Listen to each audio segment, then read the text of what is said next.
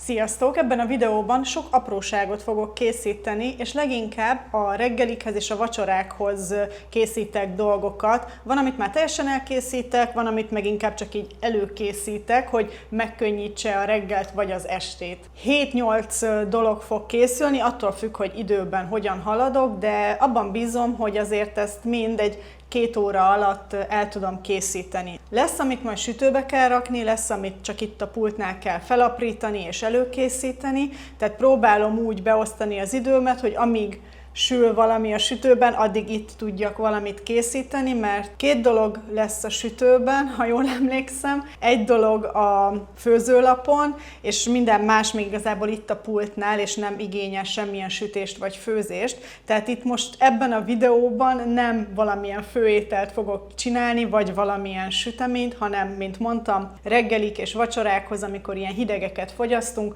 ahhoz készítek most elő pár dolgot. És pont úgy jól jött ki, mert kb. Minden, amit most itt csinálni fogok, úgy egyszerre fogyott el, és akkor gondoltam, miért is ne csinálhatnám meg ezt így egyben. Így legalább látjátok, hogy kb.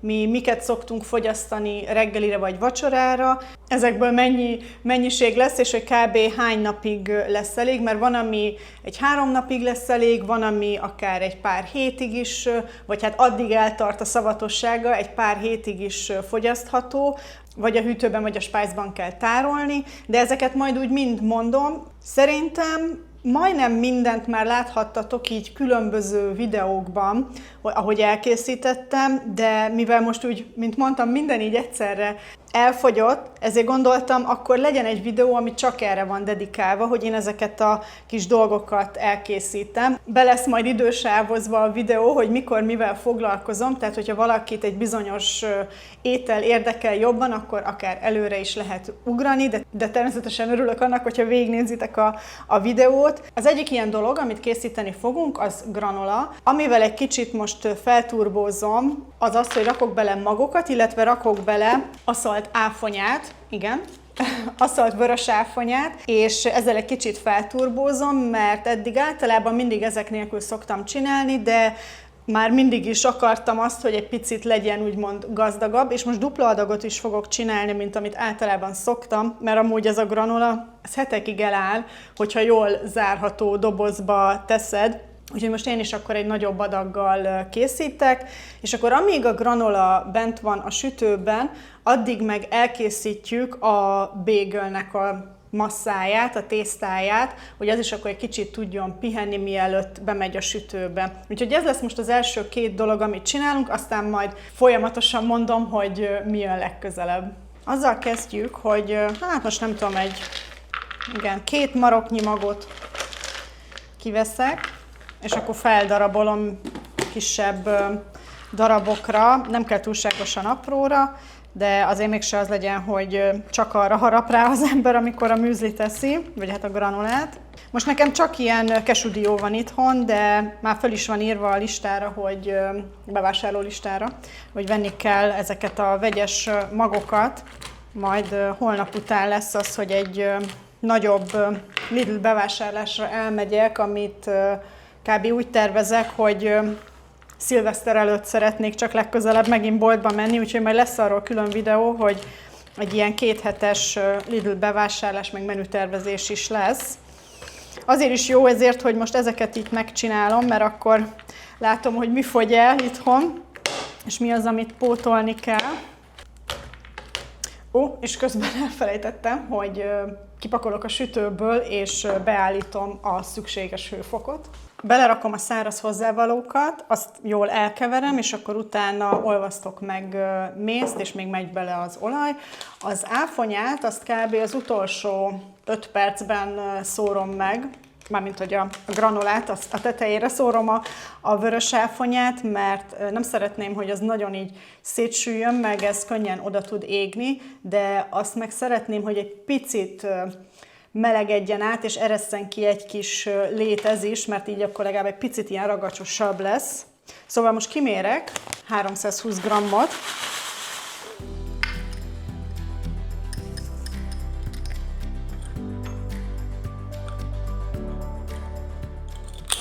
ment bele egy csipet só, meg egy fél teáskanál fahéj. A fahéj amúgy azért is jó, mert ad neki egy kis plusz színt. Tehát, hogy ilyen szép barna lesz. Nem csak attól, hogy megsül, hanem a fahéjnak köszönhetően is. Jó, és akkor most benne van minden: a zappehely, a fahéj, a só, és akkor meg a magok.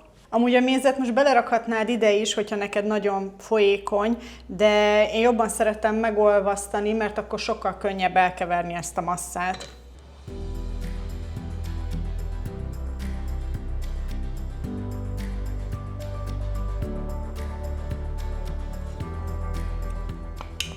Kb. Nem tudom, 20 másodpercet volt bent a méz a mikróba, tehát tényleg nem kell sok. És akkor mehet az olaj. Használhattok olívaolajat, kókuszolajat, avokádóolajat, ami van otthon. Most nekem csak ez volt, tehát fel van írva a listára a olívaolaj is, hogy azt venni kell, de ezzel is teljesen jó. És jó alaposan kell összekeverni, tényleg, hogy látszódjon, hogy mindenhol szép fényes a zab, vagy hát a massza.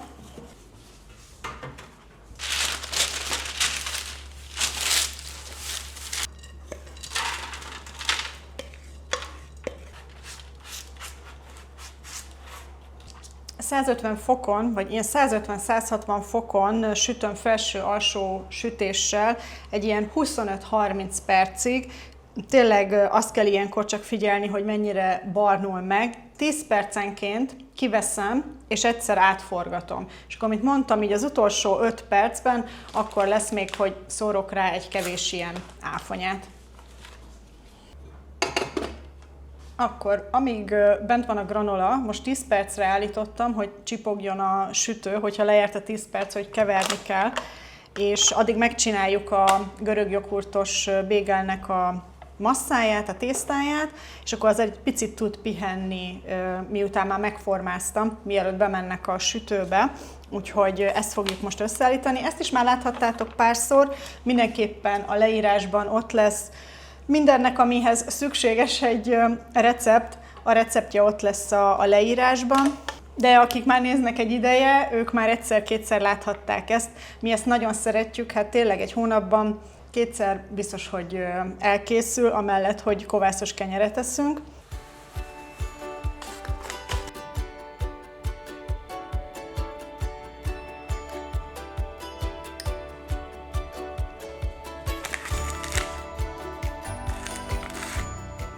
És akkor miután beleraktam a sütőport, a sót és a lisztet, ezt jól elkeverem, és akkor mehet bele a görög joghurt.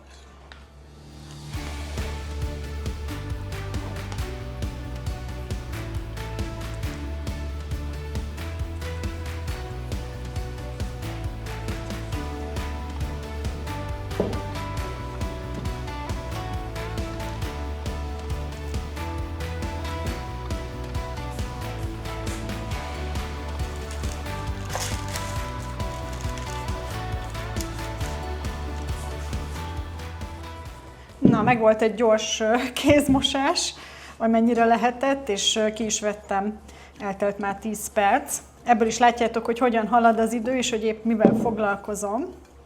Na, ebből lett egy massza, ezt egy kicsit még itt belisztezem, meg igényli is még így utólag, hogy adjál neki egy kis lisztet. Tehát nem kell sajnálni, mert egész jól felveszi a joghurt. És akkor egy pár percig még egy kicsit így dolgozok vele, és utána már formázhatunk is. Az a jó, hogy tényleg kb. Ahogyan itt kész leszek, vagy hát lehet, hogy a granola előbb kész lesz, akkor már ezek is mehetnek a sütőbe. Szerintem ez így most jó is lesz már. És akkor csinálok itt egy kis helyet, meg ide készítek egy tepsit, amire majd rárakom őket. Ilyen 780 g lett belőle, és most ezt 8 felé igyekszem elosztani. Ugye minél egyenlőbb, annál egységesebben sülnek. Nem kell attól megijedni, hogy egy viszonylag puha tésztát kapunk, nyugodtan lehet picit a tetejét meg az alját még lisztezni, és akkor nem fog annyira odaragadni. Először ilyen gombócokat csinálok, és csak utána fogok rá lukat csinálni. Közben kivettem most másodjára a granolát, megkevertem megint, és most megszórtam az áfonyával, és most még visszamegy egy 5 percre. És amennyire tudom, megformázom, most nem baj, hogyha egy kicsit ilyen, hát most mondhatnám azt, hogy ragyás, de az egy elég csúnya szó, tehát nem teljesen ilyen sima a felülete, viszont amikor meg kell, akkor azért sokkal szebben kisimul. Na, el is készültek, mármint, hogy megformáztam őket. Most lekenem tojással, és megszórom szezámmaggal, vagy hát ilyen magkeverékkel, amit vettem múltkor. Kifejezetten csak is amúgy a kis bagel sütés miatt, de már volt, hogy kenyérre is szórtam, de a bagelen szeretem a legjobban. Na, közben csipogott a sütő is, úgyhogy mindjárt gyors kiszedem a granolát, és akkor felmelegítem 190 fokra, mert a bagelöknek meg annyi kell, és akkor megszórom még szezámmaggal. Lehet, hogy csak a felét, majd még kitalálom.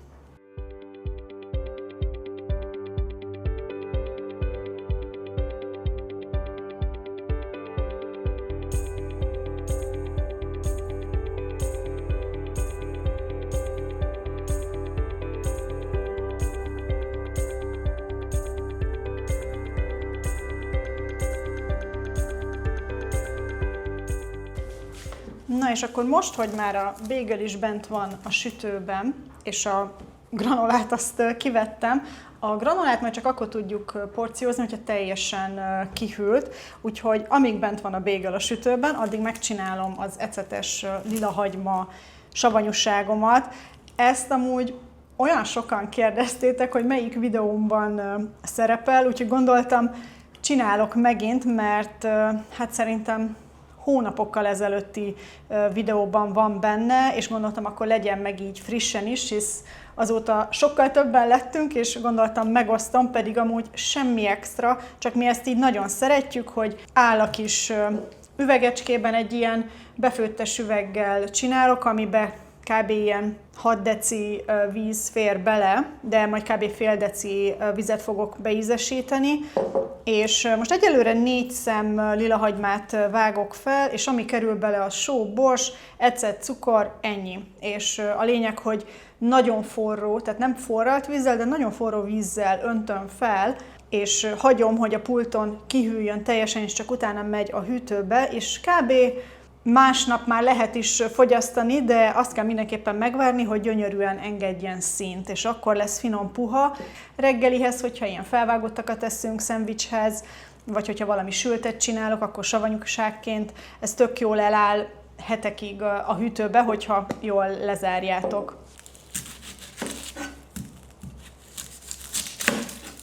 A bagel amúgy egy 190 fokon van bent, egy 25 percig. Kb.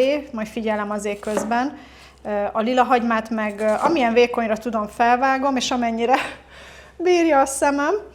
És fokozatosan elkezdem rakni majd az üvegbe, és a lényeg az az, hogy jól le legyen nyomva, tehát annyit rakunk bele tényleg, amennyit elbír az üveg. És egy picit, most az előbb elfelejtettem, csak beledobtam, de a lényeg, hogy kicsit szétszedni darabokra a hagymát, az jót tesz neki. És akkor most ennél a pontnál 3 fej lilahagyma van benne, most ezt még jól összedolgozom, de szerintem még egy fél fejjel simán tudok belerakni, mert amint látjátok, ezt nagyon jól le lehet még nyomni, és tényleg amennyire tudjátok, annyira nyomjátok le.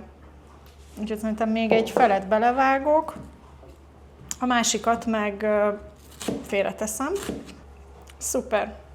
Ez így akkor 3,5 fej lilahagyma. Hát ezek szép nagy méretű hagymák voltak, és akkor ezt a felet most egyelőre félreteszem, mert lehet, hogy még valamibe fel tudom használni, amit ma csinálok. Közben a bagelök is gyönyörűen alakulnak. Hoztam ide most fél liter nagyon forró vizet. Ebbe fogok rakni 2, 3, 4, hát egy ilyen 2 evőkanál cukrot, egy kisebb teáskanál só, és hát egy ilyen negyed teáskanál bors. És akkor először egy evőkanál ecetet rakok, mert az ecet az, amivel óvatosan bánok azért. Jól elkeverem, és megkóstolom. Muszáj így megkóstolni, tudom fura, hogy forron, meg hasonló, de nem szeretném, hogy túl ecetes, vagy túl édes legyen, és akkor inkább ezt szerint igazítom. Egy teáskanálnyit rakok még, tehát egy ilyen 1,5 evőkanál ecet ment bele. Ezt tényleg mindig kóstolgatom, mert lehet, hogy te jobban szereted, hogyha sósabb vagy ecetesebb, ez rád van bízva. Igen. Tehát, hogy most én fél litert kevertem be, és maradt hát 2 deci. Tehát igazából 3 deci fért csak bele, de mindig fél litert szoktam kikeverni, és akkor ahhoz csinálom az arányokat. És akkor ezt most lefedem. Jó meleg lett az üveg, és akkor ezt hagyjuk a pulton, hogy teljesen kihűljön, és akkor utána mehet a hűtőbe. Amíg még a kis bégölök sülnek, addig egy picit itt is rendet rakok, meg a mosogató környékén is, és akkor megvárom, hogy az elkészüljön, mert még kb. Egy 3-4 perc, és akkor utána folytatjuk a többivel. Hatalmas lukat hagytam nekik a keléshez, de még így is a végén van, ami összeért, nincsen ezzel semmi probléma, a lényeg, hogy reméljük, hogy átsült, és hogy elég volt neki a sütőben. Én azt gondolom, hogy igen. Ezt is most hagyjuk, hogy kihűljön, és akkor ezt félre lehet tenni. Én azt gondolom, hogy a nehezén túl vagyunk, úgyhogy most folytassuk könnyebb elemekkel. A következő 2 dolog, amivel folytatjuk, az igazából csak pucolás és aprítás lesz. Répát fogok megpucolni, kisebb darabokra vágni, vízbe tenni, és így megy a hűtőbe. Ezt már többször mondtam, akár szerintem bevásárlós videóknál is, hogy a répát mi így szoktuk tárolni, mert egyrészt szeretjük, mint snack eszegetni, akár joghurttal, tejföllel, amit egy kicsit befűszerezek, de így legalább elő van készítve ahhoz is, hogyha valamihez fel kell használni főételbe, és nem romlik meg, mert nekem nagyon gyakran van, és hogy viszonylag hamar, hogy megpuhul a répa, és például most is 1 kiló répát vettem, mert csináltam a héten brokkolilevest, amibe kellett, csináltam répatortát, és ezért 1 kilót vettem, úgyhogy ezt a maradék 5-6 szemet, ezt most megpucolom. És a másik, amit csak emiatt vettem, hogy így előkészítsem, ezt a bevásárlós videóban is láthattátok a múltkoriban, hogy ezt aprítva a mélyhűtőbe fogom rakni. Ez alatt mit értek? Azt, hogy megmosom, szárazra törölgetem, és akkor ilyen karikákra felvágom, és egy ilyen kis zacsiba fogom belerakni, mert mi ilyenkor nagyon szeretünk miszólevest tenni, és ahhoz szeretjük ezt, mint ilyen feltét fogyasztani, hogy legyen benne valami ropogósabb elem. És mivel ez is olyan dolog, ami vagy pont nincs itthon, amikor miszólevest szeretnék csinálni, és így nem kerül bele, egy másik youtubernél láttam azt, hogy ő is hasonlóképpen csinálja, és így mindig van úgymond frissen, mert amint ezt a felvágott kis hagymát belerakod ebbe a miszólevesbe, rögtön átmelegszik, tehát ezt nem kell, nem tudom, fél órával előtte kivenni, hanem rögtön úgy lehet adagolni, és akkor mindig csak annyit veszek ki ebből, amire szükségem van, és így biztosan mindig van itthon. Úgyhogy most mindent megmosok, illetve hát a répát megpucolom, megmosom, ezt megmosom és szárazra törlöm, és akkor elkezdek darabolni.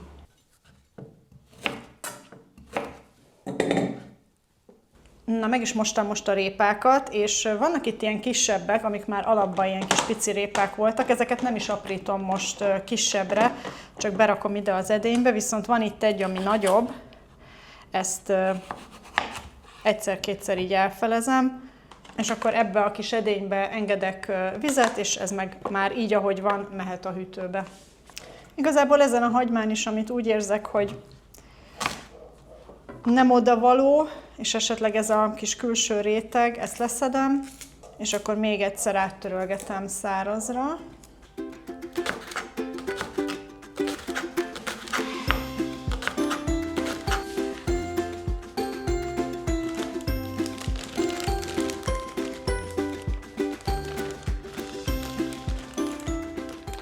Na végül elfeleztem az új hagymákat, és az egyiket azt kifejezetten ilyen karikára vágtam, ahogy láthattátok, illetve a másikat azt inkább ilyen hosszúkásabb formára, mert ez majd mehet az ilyen levesekbe, ez meg az ilyen sült zöldségekhez, vagy amikor ilyen rizságyon hús van, ilyen ázsiai étel, akkor arra szoktam még a tetejére rakni. Láthattátok már pár miket ettünk videóban. Úgyhogy végül így csináltam, és akkor most ezt is igyekszem minél jobban légmentesíteni, és akkor így mehet a fagyasztóba. És mivel nem gondoltam most előre, amíg ezt vágtam, addig igazából felrakhattam volna vizet főni, mert megcsináljuk a csirkemell felvágottat, amit mi szoktunk csinálni, ezt már többször mondtam ilyen bevásárlós videóban, hogy ha nem is egy héten egyszer, de 2 hetente biztos, hogy csinálok, hogy ezzel is kiváltani egy kicsit a előre feldolgozott, felvágottakat, amiket azért szoktunk venni, mert természetesen egyszerűbb, de igyekszünk rendes csirkét is enni vacsorára, amikor ilyen hidegeket eszünk, szóval most felrakok vizet, hogy felforjon, egy evőkanál sót biztos, hogy rakok bele, és akkor így egészében a csirkemelleket majd belerakom. És amíg majd akkor az fő, mert annak kell azért egy jó 40 perc, úgyhogy már most így biztos, hogy nem férek bele a 2 órába, de se baj, most amíg akkor a csirke készül, addig megcsinálok egy körözöttet. Na most már a csirke is benne van a forró sós vízben, úgyhogy addig összeállítjuk a körözöttet. Az a félfej hagyma, ami megmaradt az ecetes lila hagymából, azt most felaprítottam, és bele fog kerülni a körözöttbe. Remélhetőleg most ez a kis tálka, na, talán elég is lesz. Igazából nem nagyon szoktam nézni az arányokat, az biztos, hogy mindig egy 250 g túróból csinálom, és akkor azt szerint ízesítem. De amit rakok bele, az piros paprika, fokhagyma granulátum, fűszerkömény, só, bors, és a lila hagyma. Most kb. Egy 2 evőkanál, 3 evőkanál tejföl, hogy ilyen finom laza legyen.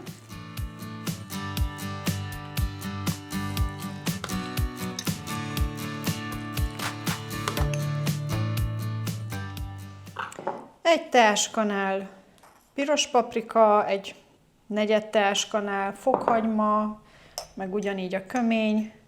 És akkor egyszer keverek rajta, és csak utána fogok sózni, borsózni. Jó, igen, ehhez a piros paprika mennyiség az bőven elég. Egy csipet bors, és egy, ez a se nem fél, se nem negyed teáskanál só. Én azt gondolom, hogy ennyi fűszer bőven elég bele ehhez a kis mennyiséghez.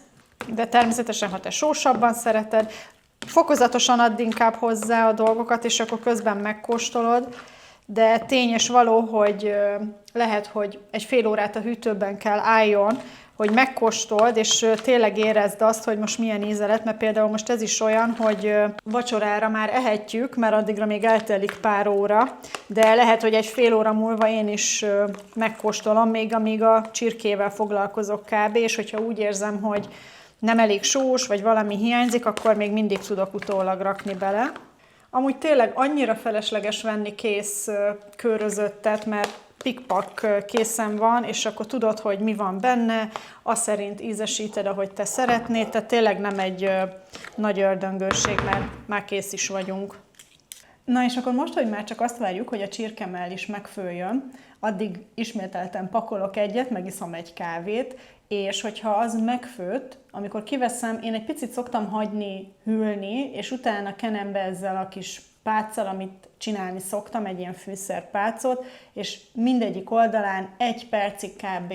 Megsütöm magas lángon, hogy egy picit rásüljön ez a fűszer, és ez is olyan, hogy megvárom, hogy teljesen kihűljön, és utána mehet is a hűtőbe. Ezt viszont általában mindig másnap szoktuk csak enni, mert addigra van az, hogy úgymond, most nem azt mondom, hogy megkeményedik, de mivel ugye kihűl, ezáltal egy kicsit keményebb lesz, és sokkal könnyebben, szebben lehet vékonyra szálni, úgyhogy ezt semmiképpen nem ma este esszük vacsorára, de a lényeg, hogy akkor legalább a következő pár napra van felvágott. Úgyhogy pakolok, és akkor folytatjuk majd a csirkével.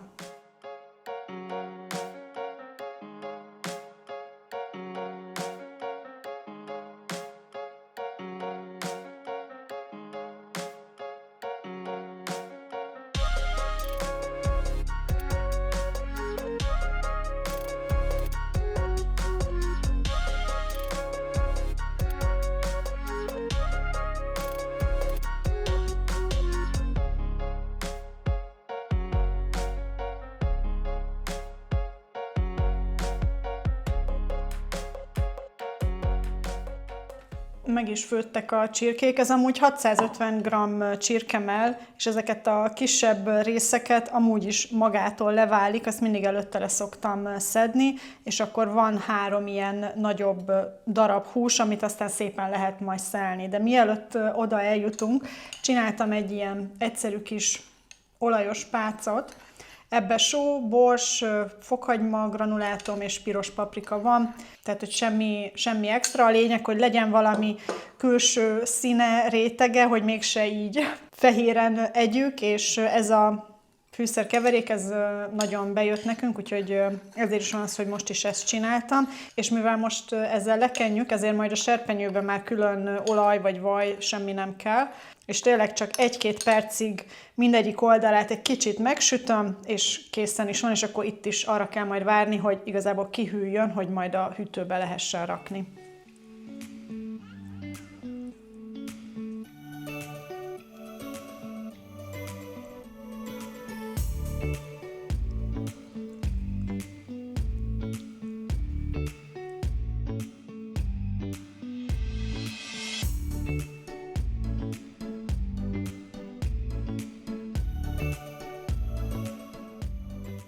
El is készültem mindennel. Nagyon örülök, hogy sikerült ezt a pár órát most erre rászánnom, hogy ezeket így előkészítsem.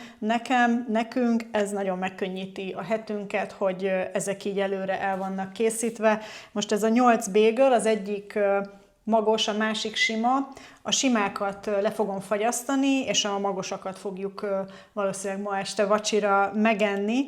De még mindig van kovászos kenyér is, csak hogy ha már ezek most frissek, akkor frissen fogjuk ezeket megenni. És vannak itt azért dolgok, amik így nem csak erre a hétre, de a következő hétre is ki fognak minket szolgálni. Nem tudom, hogy ti szoktatok-e ilyesmiket is készíteni így előre, és nem csak főételekkel gondoltok a jövő hétre, hanem a reggeli meg a vacsora területén is esetleg előre dolgoztok. Én viszonylag gyakran szoktam ilyeneket csinálni, hogyha nem is az összeset így egyszerre egy nap, de ezek úgy gyakran benne vannak a havi teendőim között. Írjátok meg kommentben, hogy ti mikkel szoktatok készülni így a hétre előre. Én most ezzel a pár apró dologgal búcsúzom is tőletek. Remélem, hogy tetszett, és hogyha igen, akkor megköszönöm, hogyha lájkoljátok, és hogyha nem szeretnétek lemaradni videókról a jövőben, mindenképpen iratkozzatok fel a csatornára. Találkozunk a következőben. Sziasztok!